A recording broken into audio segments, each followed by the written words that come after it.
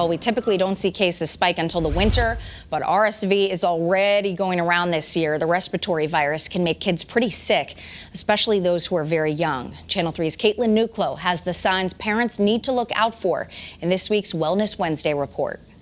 Definitely seeing more.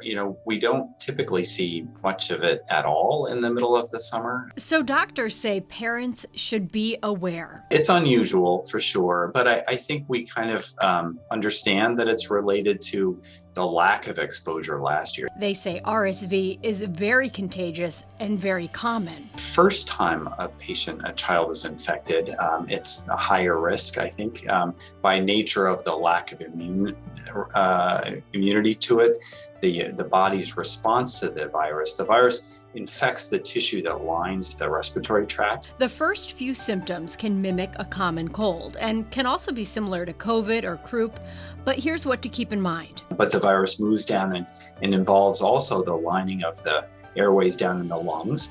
And as the body responds to the virus, there's some damage and death of those cells lining the airway, inflammation and mucus, and some spasm of the muscle lining the airway. So it presents a picture of a lot of mucusy cough, mucus in the airways, and some spasm that causes a wheezing. Doctors say when it comes to treatment, there is not much that can be done, but it's still a good idea to get your kid checked out. Breathing consistently fast, they really should be evaluated.